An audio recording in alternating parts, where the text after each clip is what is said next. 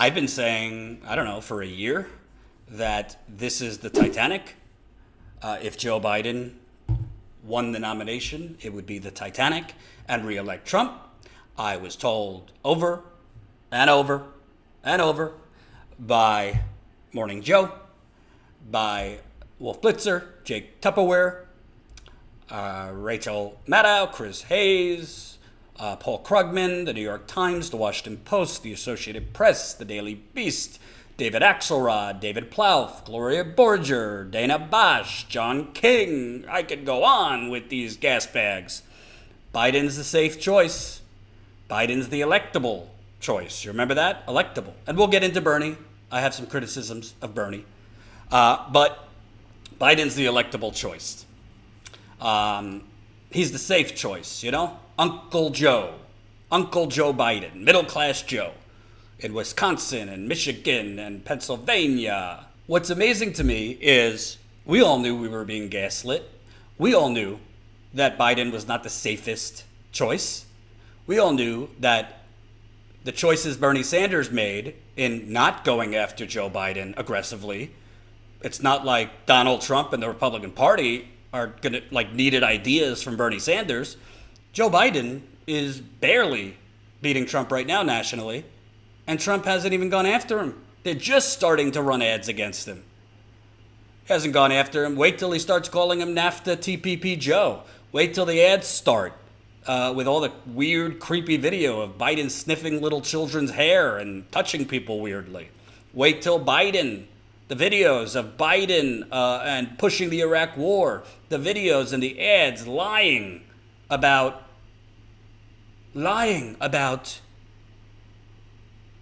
his civil rights records. None of this has even come yet. So, what's amazing to me, new CNN poll, and I actually looked through the poll, it's so shocking. Let's just make a point here.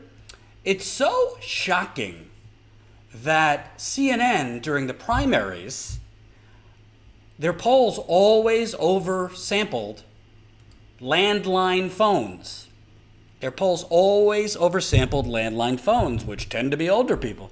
But now that Bernie Sanders is no longer in the race, all of a sudden, CNN is able to find more cell phones than landlines. Isn't that interesting? Because, most people under 40 don't have landlines. Actually, most people under 50, I would argue, don't have landlines. The study was conducted for CNN via telephone, an independent research company.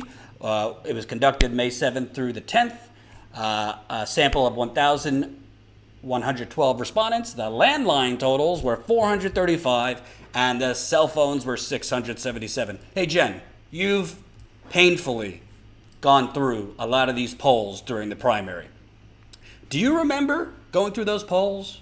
Do you remember a lot of polls where, if it was Bernie and the Democratic candidates, that you saw more cell phones sampled than landlines? Maybe I could count one or two polls that did that. But now all of a sudden that Bernie's out, these polling companies are able to find a more equal distribution of young versus old. Isn't that interesting that they're able to do that? Just shocking. Would love your thoughts, Jen, if you're in the super chat. So this poll, decent sample size, over 1,000 people. This poll, you just can't make this up. In the battleground states, here's the map Colin made.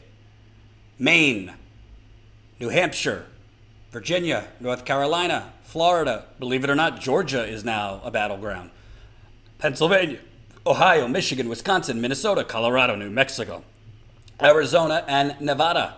So those are 15 battleground states. Obviously, Ohio, Pennsylvania, Michigan, Wisconsin tossed the election in 2016 to Trump. Those were the key states in 2016 that helped Trump become the president. Trump is beating Biden in those battleground states by 7 percentage points. 7 percentage points. Trump is beating Biden in the key battleground states. And no offense to you guys if you don't live in these key battleground states, But if you don't live in these key battleground states, then frankly, you don't matter, because the United Corporations of America, the way we do our elections, unlike many others, is not based on who actually gets the most votes in the totality of the country. It's just based on, a couple states. So these are the states that matter. Some of them, I don't know if I would consider battleground, but the majority of these here are battleground states. Trump, with real unemployment, not like the official unemployment. Official unemployment, 14.7%. Horrific. The real unemployment number, 24.9%. Let's just round it to 25%. So with real unemployment at 25%, the Democratic or presumptive nominee is down 7 points. I mean, that is absolutely pathetic. Pathetic. And we were lied to say, this guy's the safe choice, this guy's the electable choice. Just like the same gas bags lied that the DNC was hacked by Russia. These same gas bags lied about weapons of mass destruction. They manufactured consent mainly to convince older voters that, you might not love Biden. What did Jill Biden say that time? Hey, you might not really like Joe. You might not love him. You might like other people in healthcare, but at the end of the day, you gotta hold your nose and vote for the person who's gonna beat Trump. But no actual evidence was ever provided. Why is Joe Biden the safest choice? Actually, if you actually read the polls, so 51% of registered voters back Biden, while 46% back Trump. So, Biden nationally is up. What is that? 47, 48, 49, 50, 51. 5 points, which is not even that big of a lead at this point. It could get bigger as the economy continues to collapse, but it's kind of striking that, this was just taken within recent days. The economy already has collapsed, and in the key battleground states, Trump's up 7 points. That's a pretty significant lead in the states that matter. But it actually gets worse. Under 50, to me, is really, really bad for Biden. Look at these favorability ratings in the battleground states. Again, these 15 states. Trump, under 50, 44% favorability, 53% unfavorable. So I wasn't expecting 44% favorable for Donald Trump under the age of 50. I was expecting much lower and actually higher, unfavorable. But Biden is viewed under the age of 50 less favorably than Trump. You can't make this stuff up. You can't make this up. Joe Biden, who was called the safest candidate,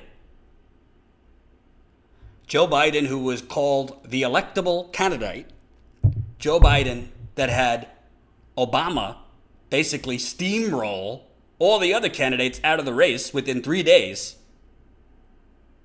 has a less favorable rating among people under the age of 50 than Trump.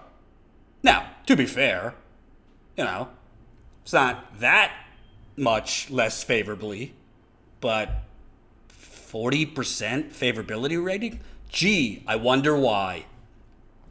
When you don't offer people under the age of 50 anything, really. Oh, thank you for lowering the Medicare age to 60 is your proposal. Doesn't help anyone under 50. But the Trump at 44%, how is that even possible? A paper bag should have a higher favorability rate, probably does, than Trump among people under 50. But then, over 50, I would expect it to be a lot better for Biden. Well, I expected wrong. Trump, 49 even. Favorable, 49. Unfavorable, 49. Biden, 50% favorability rating, so a point higher than Trump. And 44% unfavorable, so a couple points lower than Trump. But, I mean, over 50? That frankly, Biden's really core demographic was over 65. That was his moneymaker in the primary. But over 50, I mean, he should have above 60%, 65%, 70% above the age of 50. Come on, boomers, what are you doing here? I thought you loved the slow diet of incrementalism and gradualism. But the fact that Trump, who also did well among older voters, his unfavorable is only 5 points worse than Biden? Oh my God. Do you know what this is telling me, folks? Do you know what these numbers are telling me, having covered a lot of elections? This shows to me, even though the narrative is, oh, amid an economic crisis, we're going to have unprecedented voting. This shows to me you have two pretty, I mean, I don't want to say unpopular because Trump does have a feverish base, but I see a similar dynamic playing to Hillary Clinton versus Donald Trump, where you have two candidates that most people are not really enamored with either way, besides pure partisans that are diehard into politics. Everybody else who's not diehard into politics, they don't like Trump, but they can't get excited for Biden because he's not offering anything. You know what happens when that sentiment is out there? The vote is depressed. The vote is suppressed. You have a lower voter turnout, which Hillary Clinton had. As I always say, MSNBC won't tell you this, but Hillary Clinton, compared to Obama in 2012, had 5% less African Americans come out for her, had 5% less Latinos come out for her, and had 6% less age 18 to 29 come out for her. So these numbers are not showing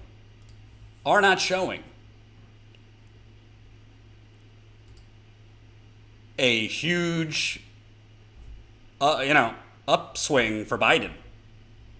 And particularly the under 50, if you can't crack 50%, under 50 favorability, and like I said in the beginning, CNN actually polled a decent amount of people. And they polled more people via cell phone than they did landline, so that shows you there was a lot of younger people polled. It's so funny and interesting how they were able to poll more younger people, a more representative number of younger people once Bernie was out.